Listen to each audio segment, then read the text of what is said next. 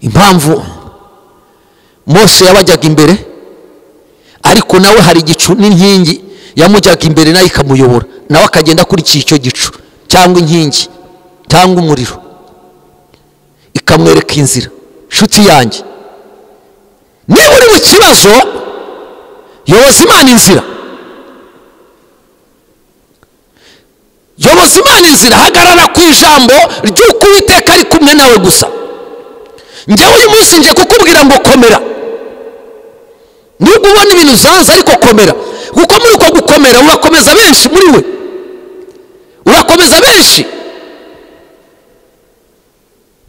Tumanuke hepfo ngo nk'uko nasezeranye, nk'uko isezerano nasezeranye namwe riri mu gihugu mwavaga muri Egiputa, umwuka wanjye akaba ari muri mwe, ntimutinye. Abisiraheli bari bamaze gusha ubwoba, ati se ibibazo tuzabirangiza ryari, tuzasubira muri gakondo yacu ryari? Ariko ubuhanuzi bwamanukaga bwabavuga ngo muhumure, nzabambutsa, nzabajyana mu gihugu cy'iwanyu, cya gihugu cy'amata n'ubuki, nzakibajyanamo. Uyu munsi nshatse kukubwira ngo ntutinye, ntutinye, kuko hari amasezerano Imana yagusezeranyije, hari ibitarashika, hari atarasohora. Uyu munsi hari ibigomba gusohora kubw'imbaraga z'Imana. Uyu munsi hari ibigomba kuza, kuko isezerano ntabwo warihawe n'abantu, warihawe n'Imana. Niba uzi ko warihawe n'Imana, uyu munsi komera, we gutinya. Imana imaze guha iryo sezerano Abisirayeli basa nk'abacika intege. Amasezerano nawe hari igihe guca intege. Gucika intege nshatse kuvuga ni uguhe? Gutinda gusohora. Ariko gutinda gusohora ubigiramo uruhare. Ati gute? Burya iyo uvanze isezerano n'ibyaha ukagendera mu byaha uvuga ngo isezerano ryanjye rizasohora, ritinda gusohora. Vana ibyaha mu masezerano yawe. Ndaguha urugero. Imana ishobora kuvuga ngo nzakubakira urugo rwiza, ikakubakira urugo rwiza, ikavuga nzakugirira neza, nzakubahisha.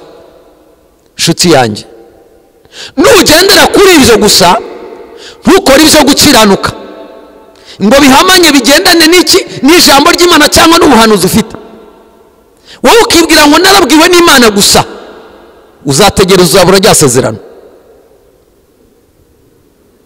Bibiri tubwira ngo iki? Imana yahaye isezerano Abisiraheli. Ikimara kubaha isezerano irababwira ngo mukiranuke, mugendane nayo. Ariko se nshuti yanjye, hagezeyo bande mu gihugu cy'isezerano? Kuko biravuga ngo bose bakoze ibyaha ntibabasha gushikira kujya mu gihugu cy'Ikanani. Ahubwo abana babo babandi bavukiye mu nzira, abo nibo bashyitse muri muri ya masezerano. Nshuti yanjye, wowe ushobora kutabona icyo Imana yavuganye nawe, ariko umwana wawe uzagukomokaho agashyika muri rya sezerano. Uyu munsi nshatse kukubwira ngo wowe kiranuka gusa, kugira ngo n'abana bawe niwo murage mwiza urimo kubaha, niwo murage mwiza urimo kubaraga. Ukababwira ati muhagarare mu isezerano, dufite isezerano. Abrahamu yahagaze mu isezerano, bituma harihagararamo neza. Imana imugira sogokuruza amahanga. Kubera iki? Yahagaze mu isezerano. Uyu munsi wa none nawe nuhagarara mu isezerano, hari icyo Imana igomba gusohoza amasezerano, aho kugira ngo akugushe, ahubwo azakubaka. Ndakubwira ngo komera, nubwo uri mu bigeragezo, kandi isezerano ryari rigiye gusohora. Simeyoni yari umutambyi, ariko kubw'isezerano bituma arama. Ubwegeze aho yisabira kuvuga ngo sezerera umugaragu, kuko amaze kubona icyo wasezeranyije. abwira Imana ati sezerera noneho mbonye agakiza k'Abisiraheli. Yaratindijwe n'iki? Nuko isezerano ryari ritarasohora. Nshuti yanjye, Simiyoni yahagararanye neza n'Imana, ahagarara neza kuko Imana yamuhaye isezerano, arakiranuka, agerageza kugendana nayo.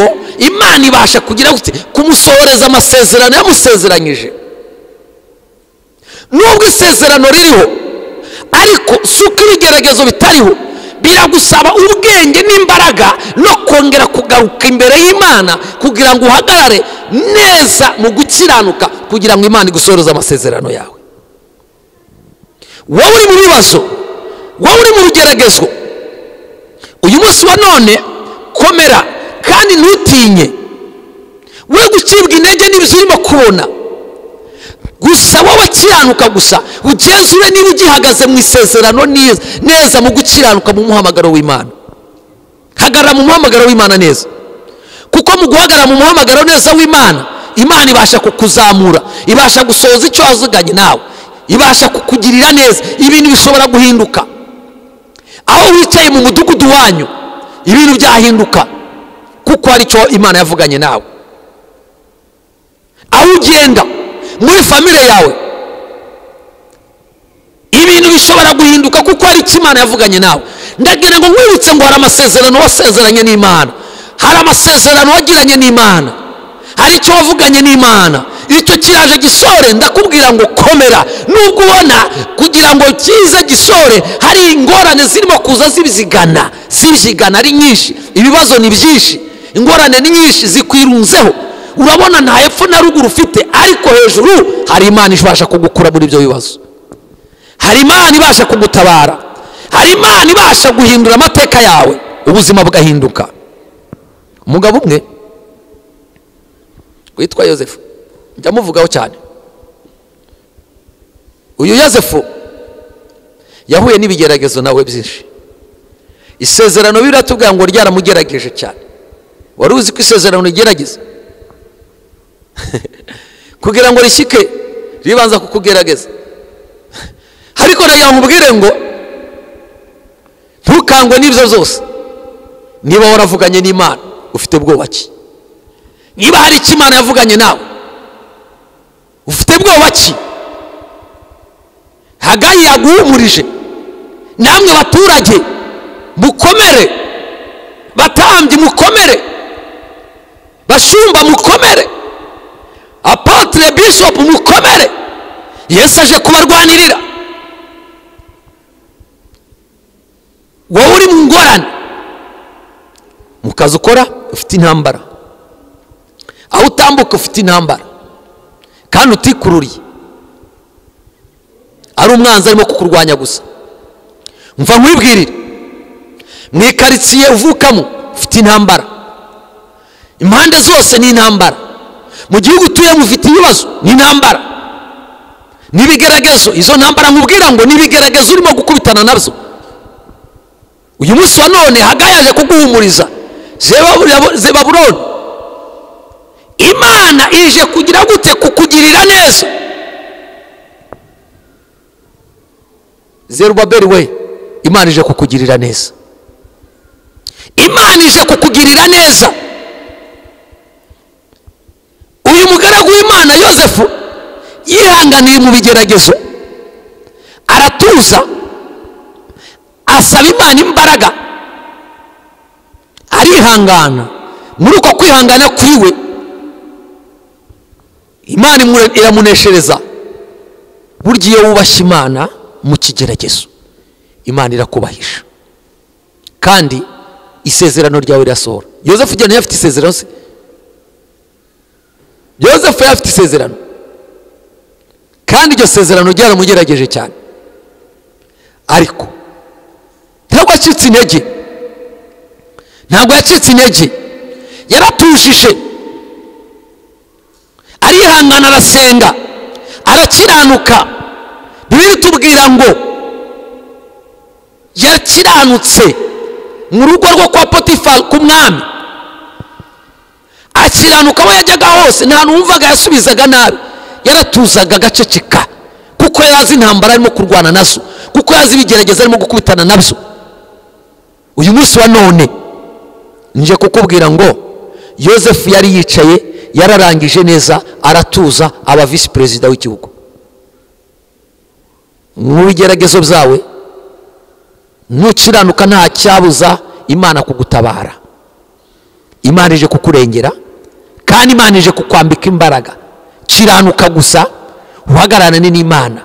Ku murongo wa 7 ngo kandi nzahindisha amahanga yose umushyitsi, n'ibyifuzwa n'amahanga yose bizaza, kandi iyi nzu nzayuzuzamo ubwiza, ni ku Uwiteka Nyiringabo avuga. Nshuti yanjye, Imana ije guhindisha umushyitsi amahanga, isi yose. Ubwo ni ubuhanuzi. Imana ije guhindisha, byaranatangiye. Isi igiye guhinda umushyitsi. Isi igiye guhinda umushyitsi.